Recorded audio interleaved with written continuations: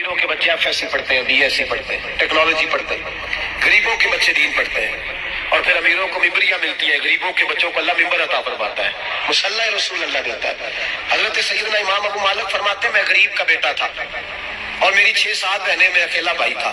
आप फरमाते मेरे अब्बा जी फौत हो गए। मेरी अम्मी पकड़ के मुझे एक धोबी की दुकान पे ले गई, कहने लगी इसे कपड़े धोने का तरीका बता दे, सलीका समझा दे, ये भी एक छोटी सी लॉन्ड्री की दुकान खोल लेगा, मेरी बेटियों का पेट पालेगा। धोबी कहने लगा ठीक है, मैं 2-3 दिरहम भी दूंगा महीने के, और जब काम सीख जाएगा तो तनख्वाह बढ़ जाएगा। इमाम अबू मालिक रहमतुल्लाह ने फरमाते हैं, मैं बहनों के लिए रोजी कमाने निकला, मैं बेवा माँ के सर पे बोझ उतारने के लिए निकला, मैं गुर्बत के आलम में निकला। रस्ते में इमाम आजम का मदरसा था। फरमाते मैं वहां चमकते चेहरे देखता, लेकिन अपनी गुर्बत को देख के मैं आगे बढ़ जाता, परेशान होता कि मैं कैसे इल्म हासिल करूंगा। आप फरमाते इमाम साहब मुझे अक्सर देखते, एक दिन इमाम आजम बाहर निकले, मुझे खड़े हुए देखा तो करीब बुलाया, सीने से लगाया, माथा चूमा, क्या नाम है? मैंने कहा अबू मालिक मेरा नाम है। कहा तुम्हें पढ़ने का शौक है? कहा बड़ा शौक है। कहने लगे चल आजा पढ़ा कर, आजा मदरसे में पढ़ा कर।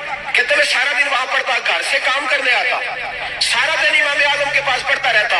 महीना आया तो मेरी अम्मा कहने लगी तनख्वाह लाओ।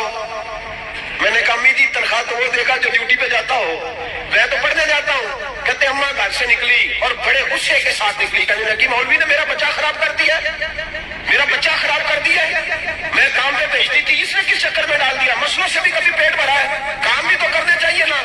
कहते इमाम आजम के सामने खड़ी हुई, इमाम साहब बड़े अमीर कबीर आदमी, अरबों खरबापति, और फिर इतने बड़े आलिम फकीर, सारा बगदाद, सारा कूफा, सारा मिस्र सलूट करता है। बीबी आई और तेल जुमले, औरतों का तरीका होता है। कहने लगी मौलवी तेरी सफेद दाढ़ी, तेरा इतना नाम, तुझे ख्याल ही नहीं आया मैं बेवा औरत हूँ, तूने मेरा बच्चा खराब कर डाला, मेरी यतीम बच्चियां रोटी कहां से खाएंगी, मसलों से भी कभी पेट भरा है।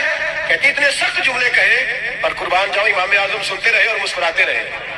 कहने लगे मेरी गलती है, मेरी गलती है, मेरी गलती है, बीबी भूल गया था, गलती हो गई। बीबी कहती है इमाम साहब सुनते रहे, जब गुस्सा उतर गया तो कहने लगे अम्मा तेरा गुस्सा उतर गया है? उतर गया है।